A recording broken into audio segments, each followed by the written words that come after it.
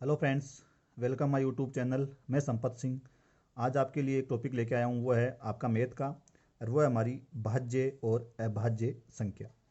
ये topic important क्यों है? क्योंकि प्रायिकता वगैरह निकालने में ये टॉपिक काफ़ी महत्वपूर्ण है। कि आपको पूछ ली जाती है कि भाई भाज्य संख्या या अभाज्य संख्या की प्रायिकता क्या रहती है, तो कन्फ्यूजन हो जाते हैं। तो इसको आपको समझना थोड़ा ज़रूरी हो जाता है। तो चलो देखते हैं भाज्य और अभाज्य संख्या क्या होती है। तो भाज्य और अभाज्य, तो सबसे पहले मैं बात करना चाहूँगा आपका जो एक है, एक संख्या जो एक होती है आपकी, जो एक है, इस पर आपको थोड़ा फोकस करना है, इस पर आपको ध्यान देना है। अगर ये क्लियर हो गया तो कोई दिक्कत नहीं होगी। एक है ना, एक संख्या नंबर वन, ये न तो होता है भाज्य और न होता है अभाज्य। यानी एक है वो न तो भाज्य है और न ही अभाज्य है। यानी इसको किसी में भी शामिल नहीं किया गया है, आपको नहीं करना है। न तो इसको भाज्य माना गया है, न इसको अभाज्य माना गया है। तो ये दोनों में काउंट नहीं होगा एक। अब बात करते हैं पहले हमारी संख्या कौन सी, आपकी भाज्य संख्या। अब भाज्य संख्या से देखो मतलब क्या निकल रहा है यहाँ, भाज्य यानी जो भाजित हो जाती है, जिसमें भाग चला जाता है, वो भाज्य संख्या होती है जो भाजित हो जाती है। अब जैसे हमारी जो संख्या है, एक, दो, तीन, चार, पाँच, छः, सात, आठ, नौ, इस प्रकार चलती रहेगी आगे। तो एक की तो बात हो गई हमारी, एक न तो भाज्य है और न ही अभाज्य।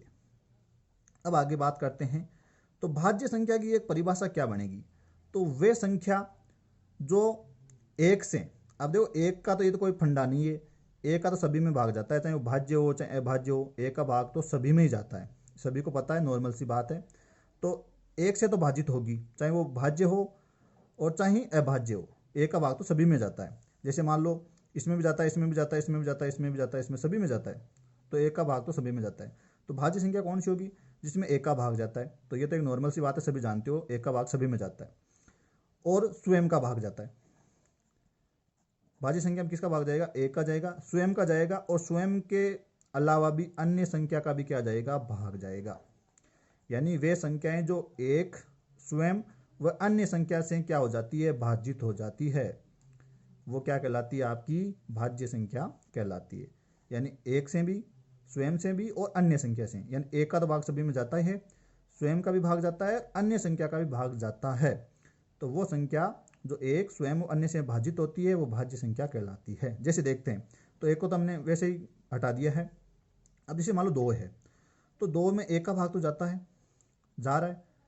तो देखते हैं क्या भाज्य है अभाज्य है। अब दो में एक का जा रहा है और दो में स्वयं का भी जा रहा है, एक उत्तर आ रहा है। तो क्या अब दो में किसी अन्य का भाग जा रहा है? तीन का जा रहा है, चार का जा रहा है, पाँच का जा रहा है? नहीं जा रहा है। तो ये कंडीशन पूरी नहीं हो रही है। एक का जा रहा है, मान लिया, स्वयं का जा रही है, मान लिया। क्या अन्य संख्या का भाग जा रहा है?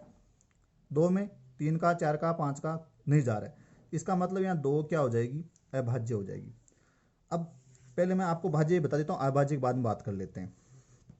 तो भाज्य संख्याओं में कौन कौन सी आती है? चार, छः, आठ, नौ, 10, 12, 14, 16, 18, 20, ऐसे चलती रहेगी आगे, आप 100 तक चले जाना।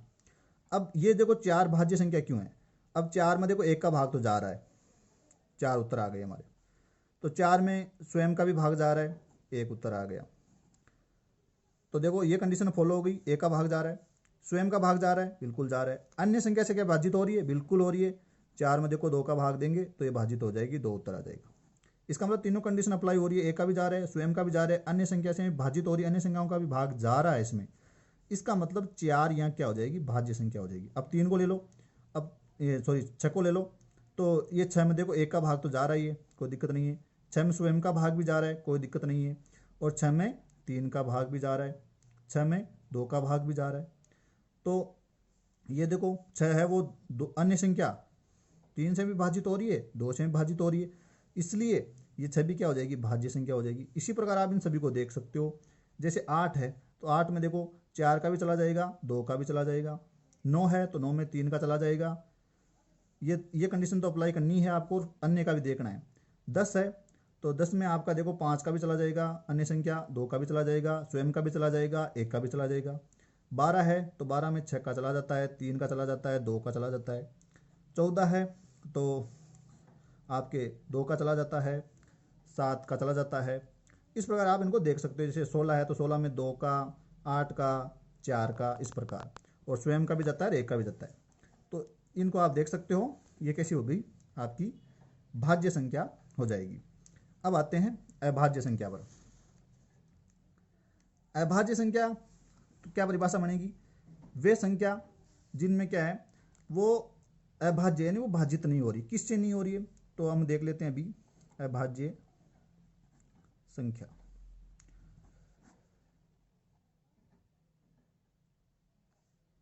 अभाज्य संख्या, तो अभाज्य संख्या में एक का भाग तो जाएगा। अभी हम बात कर चुके हैं कि एक का तो चाहे भाज्य हो चाहे अभाज्य हो सभी में जाता है। अच्छा, और स्वयं का भी जाता है। अभाज्य संख्या में स्वयं का भी जाएगा, इसमें भी वो सेम कंडीशन है, दो तो। तीसरी कंडीशन वो अलग अलग है। इसमें भाज्य में तो अन्य संख्याओं में भाग जाता है, इसमें अन्य जो संख्या है उनका जो भाग है वो नहीं जाएगा। नहीं जाएगा तो कैसी हो जाएगी, अभाज्य हो जाएगी। कैसे, जैसे अभी हम देख रहे हैं कि संख्या ले लेते हैं, चलो ये हो गई आपकी कैसी, भाज्य। अभाज्य देख लेते हैं, तो जैसे 2 है, 3 है, 5 है, 7 है, 11 है, 13 है, 17 है, 19 है, 23 है, 29 है, 31 है, ऐसे चलता रहेगा ये।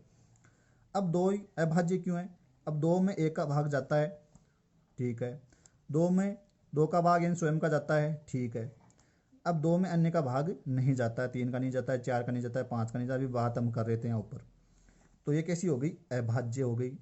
लेकिन यहाँ एक और ध्यान रखना है आपको, देखो ये सारी संख्या आपको कैसी दिख रही है, विषम संख्याएं दिख रही है, सारी की सारी विषम है। लेकिन ये 2 जो है वो कैसा है, सम है। तो एकमात्र 2 ऐसी संख्या है जो सम भी है और कैसी है, अभाज्य भी है। ये ध्यान रखना है। एक तो 1 का ध्यान रखना है जो न तो भाज्य है न अभाज्य, और एक 2 का ध्यान रखना है जो सम होते हुए भी अभाज्य है। और ये देखो विषम है सारी अभाज्य संख्याएं। अब 5 पर आते हैं, 3 पर आ जाओ। अब 3 में 1 का भाग जा रहा है, 1 का तो सभी में जाता है, और 3 में 3 का इन स्वयं का भाग जा रहा है, लेकिन इसके अलावा और का भाग नहीं जाएगा। यहाँ 5 को देख लो, 5 में 1 का जा रहा है, 5 में 5 का यानी खुद का जा रहा है, और 5 के अलावा और का इसमें भाग नहीं जाता है। जैसे 2 का नहीं जा रहा है, 3 का नहीं जा रहा है, 5 का नहीं जा रहा है, 5 का स्वयं का जा रहा है, 6 का नहीं जा रहा है। तो यहाँ ध्यान रखना है कि 1 का भाग जाएगा, इसमें भी जाएगा, इसमें भी जाएगा, स्वयं का भाग जाएगा, इसमें भी जाएगा, इसमें भी जाएगा। लेकिन यहाँ अन्य भाग से, अन्य संख्याओं से भाजित हो रही है, और ये अन्य संख्याओं से भाजित नहीं हो रही, अन्य संख्याओं का भाग नहीं जा रहा है, सिर्फ स्वयं का और 1 का जा रहा है, अन्य का भाग नहीं जा रहा है, इसलिए हो गई अभाज्य। तो जैसे 2, 3, 5, 7, 11। अब 11 में तो 1 का तो जा रहा है, ये खुद का भी जा रहा है, लेकिन इसके अलावा और किसी का नहीं जाएगा, तो ये कैसी हो जाएगी, अभाज्य हो जाएगी।